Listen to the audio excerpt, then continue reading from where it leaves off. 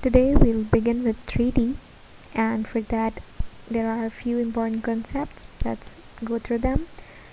The first thing that's important, that in 3D one can create three types of models. Okay, 3D models. The first one are surfaces, then we have solids, and then we have meshes. Solids are basically used to create 3D models of engineering components and assemblies, and the surfaces are used to create complex shapes such as plastic parts, while the meshes are used for games and movies. As we all know, AutoCAD is widely used across the world to create games and movies as well. The solids are basically three-dimensional models of actual objects that exist in real life. Those possess physical properties such as they have mass properties, they have center of gravity, and they do have surface area as well, moments of inertia, and so on. All the physical properties that usually we study in physics. While the surfaces, they are construction features and they don't have any thickness. They don't possess any physical property as well. And the meshes, they are solids without mass and without volume properties. Okay? And today further we'll study about the how you can use 3D models and how you can convert the 2D into 3D. For that you can change the workspace by, there are three ways basically. The first, right now on my screen you can see that's the 3D workspace. But how did I begin this? There are three ways. First of all, here on the top, on the quick access menu or the quick access toolbar, you can see the 3D basics is written. When we used to work in 2D, we used to have drafting and annotation. I'm clicking over here, you can see here it's the 2D workspace on which we used to make different drawings. But when we'll click on this, that's basically known as workspace switching. So we are switching it to 3D basics, and further we'll be switching it to 3D modeling. Then again, another way to change your workspace is by clicking over here on your status bar. At the bottom of your screen you can see the workspace switching option, and by clicking that you'll see again the same options, and from there you can also select the 3D workspace.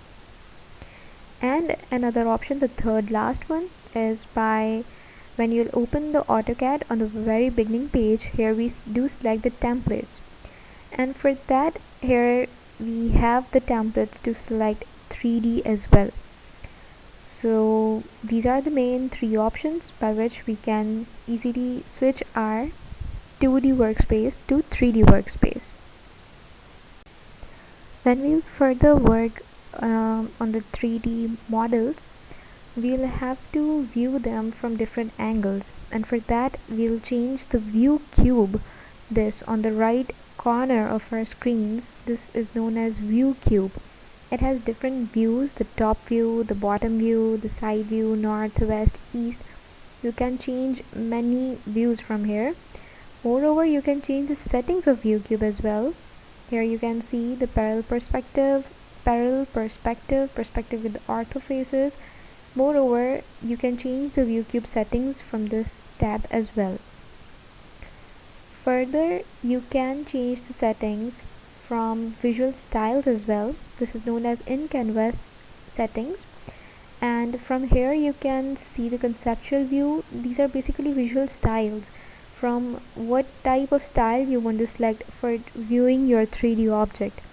And so we'll be using one by one all of them, and we'll just try to view all of our objects in different angles, in different views.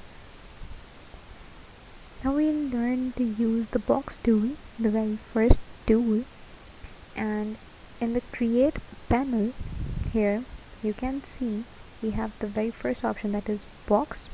It creates 3D solid box. It's the most commonly used tool as many 3D objects are made up of boxes. So first of all, as we'll start, here we'll select the box, and the first thing they are asking us, okay, the very first thing that you have to keep in your mind is to open the dynamic input option with you so that you can have these boxes on your screen. So I have selected, and they are asking me to specify the first corner. It can be random, any corner, any arbitrary point you can specify, and here I have specified. And then they are asking to specify the other corner, and for that I will enter 100 in the length box, 100, and I'm pressing tab key to shift on the other dynamic input box, and that is for width of the box, and the width is 70 units. Now I'm pressing enter. Now they are asking us to specify height, and the height I am entering is 60.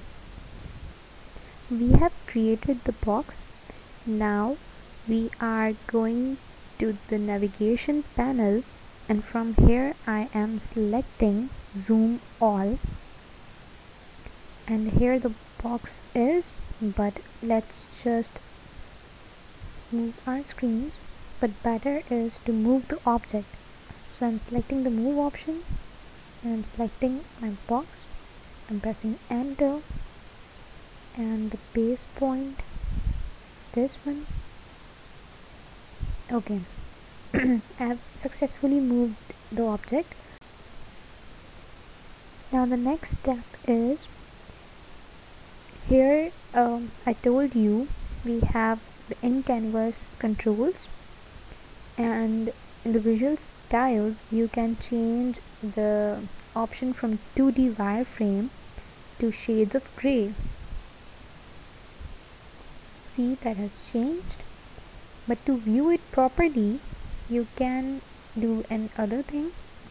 From the view cube, we'll right click on the view cube, and here the panel option has been selected. You can click on home. Here you can see the object that we have created in 3D view. We selected its height, we selected its width, and we selected its length. So here it is in front of us. Let's get back. Now we'll be creating another shape from the create panel, and from the same box option we'll click there and we'll click on cylinder. They're asking us to specify center point of base, and any arbitrary point can be selected, and they're asking us to specify the base radius. I am selecting it to be somewhat 100 units, and they're asking us to specify height, so I'm selecting 150 units. That's it. We cannot see the shape that we created because it is created in 3D, and right now the mode we are visualizing is in 2D wireframe. So for that, first of all, we'll click in the visual styles and we'll change it to the shades of gray. It has changed, and to view it properly we will change our perspective. So here it is. The shape that we have created is cylinder, and the height and the radius that we gave to AutoCAD, according to that the shape has been created. Now we are creating another shape, and that is cone shape. Cone is just almost similar like creating a cylinder, but it is basically tapered on one side, and the other side is just same as of cylinder. So we have selected the cone and they are asking us to specify center point, and here we are specifying a center point, and it depends upon us whether we type the radius or the diameter. If you want to select the diameter from the command line, you can select the diameter, or you don't see or have the command line, you can just type D and press enter. You'll get the diameter option.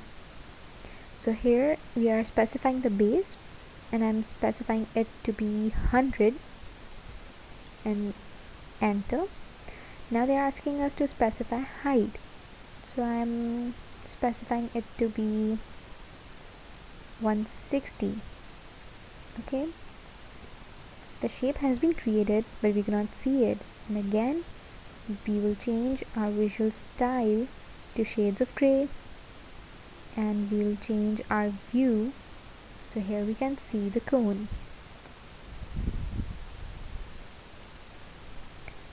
Okay, we are creating another type of cone, so for that we will select the cone option from create panel. They are asking us to specify center point for the base. I am selecting an arbitrary point, you can select it on your screens, and now I'm specifying the base radius to be 20. Okay, and I'm pressing enter. They're asking us to specify height, or you can see in the command bar 2-point axis and endpoint or top radius. I'm selecting top radius. Okay, and now I am selecting it to be 10 units. Okay, and I'm pressing enter. The shape has been created, and okay, they are asking us to specify the height as well. Okay, I am entering 40 units. The shape has been created but we cannot see it. Again, we will change our visual style and the shades of gray, and we are changing the view. Here it is. It is a cone but a different style of cone. Now we are creating a sphere from the create panel. I have selected sphere. They are asking us to specify center point, and for that I am specifying this as a center point. They are asking us to specify radius, and I'm specifying it to 150. That has been created, sphere has been created. Let's view it. For that we'll change the visual style from 2D wireframe to shades of gray, and I am selecting the home option, and here the ball has been created, ready to play. Now we are creating a shape named torus. It's a mathematical shape, and when it will be created you would enjoy this shape because it looks like donut. And let's specify the center point,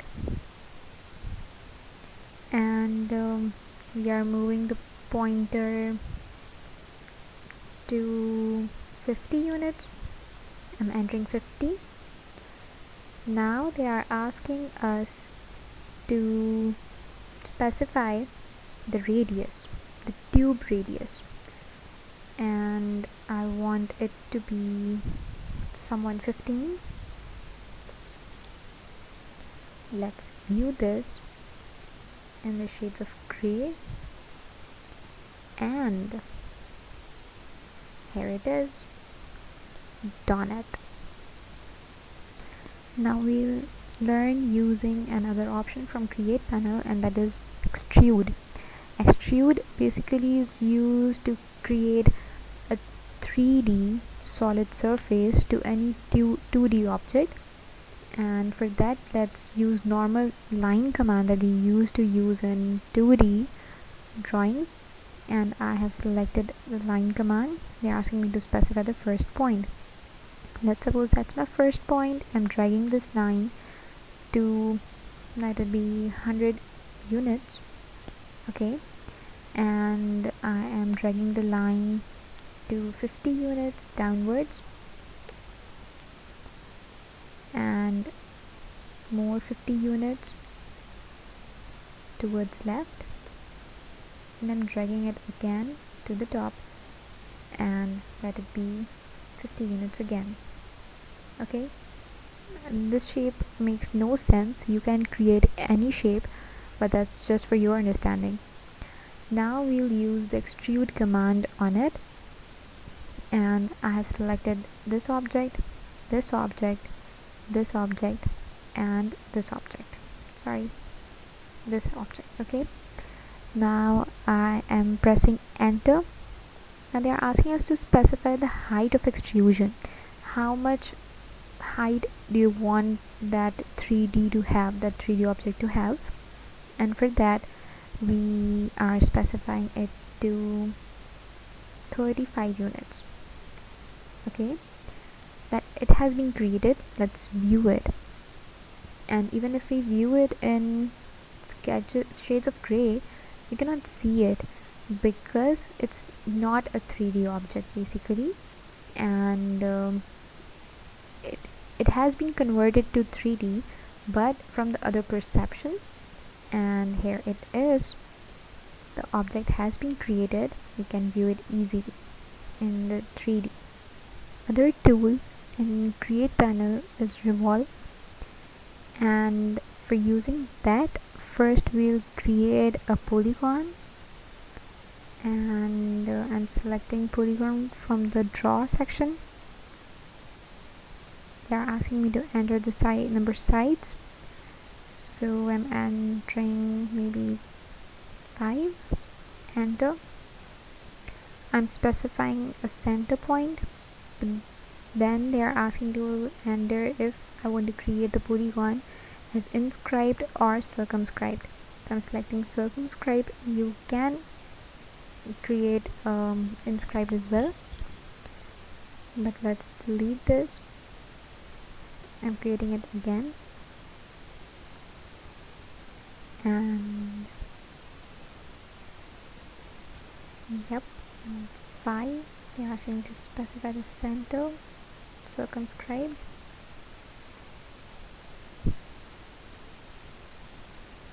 and here it is. Now I am creating a line from the draw panel. Here it is, a line command. Okay. And I'm pressing escape key. Now I am selecting revolve command from create, and for that I'm first selecting the object that I want to revolve, and that's the polygon, and I'm pressing enter. Now they're asking to specify the start point, so let's suppose this is the start point. Now they're asking to specify end point. This is the end point. You can see the polygon shape is revolving around the line. Hope the concept is clear.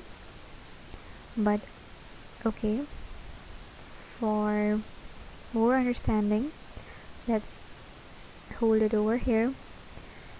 Now I am viewing it in the shades of gray, and I am changing the view, and I'm selecting not the top view. From the left corner of your screen you can see we have different views, same like we have on the right hand side. We do have the same on the left hand side, and I'm selecting SW isometric, and you can see this object, it has revolved around a line. That's how we create different shapes. We just create them in 2D and surrounding them with a polygon or a circle or any 3D object, and we can easily revolve them around a specific point. Now we are learning another option, and that is loft in create panel. Line um, the loft basically creates a space between cross sections, or you can say it combines a pathway between cross sections. For that, let's create an example. Here we are selecting line command and we are creating a random pattern. Maybe it's what this to this and this. Now I am selecting the loft command and I'm selecting the cross sections. You can see it's creating a complete surface in between the cross sections. Same when you'll see it in, okay, I'm pressing enter and they are asking the option. We are working over cross sections only, and when you watch it with shaded edges or shades of gray, you can easily see this. It has been created. Another command is sweep command, and for that we will create an object and a path. I'm selecting a polygon. Number of sides is 5. I'm specifying the center, and this is the inscribed circle. Type of polygon, and here it is. Now I'm trying to create a path. Well, this can be easily understandable when we'll be working on polylines and other type of lines. But right now, let's just understand this thing. I'm selecting the line command now, and here this is. Okay, now I'm selecting the sweep command. They are asking us to select the objects to sweep. So this is the object that we want to sweep, and I'm pressing enter. Now they're asking us to select the sweep path, and this is the straight path I want it to sweep around. Okay, when you'll have a zigzag path or different shaped path, it would be easy for us to understand how the sweep command works, but here it can be seen when we'll change the visual style from wireframe to shades of gray and from the top view to SE isometric view. Here you can see the polygon has swept around the straight line, the path that we gave it. As I told you before, this won't be as understandable as it will be using a zigzag path or any circular path. So for right now, let's keep it over here. When we'll work with 3D modeling, it will be more clear to you. And other command in edit panel, we have press pull. When you use this command, generally it will look same as the extrude command, because it allows us to extrude, and it will also ask us extrusion height the way extrude command does. But for better understanding, when we'll work with polylines, you'll understand it well over there. But right now, let's take an example. I am creating a simple shape with line command. That's the first line, and that's the second line, third and fourth. It's just a random shape. I'm pressing escape. Again, I'm taking the line command and I am creating a shape.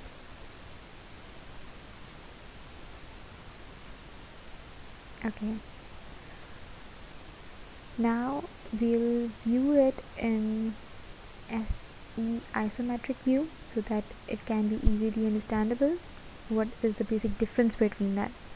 First, I'm using extrude command from create panel that we have already studied, and here it is asking us to select the objects to extrude.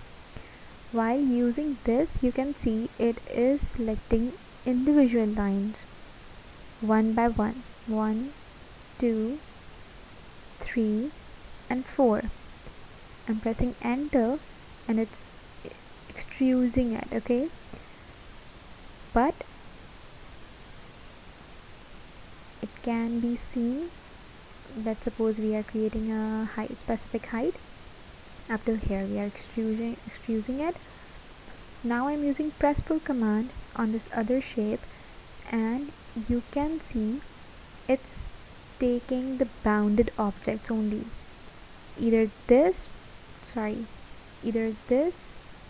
or this bounded object, okay?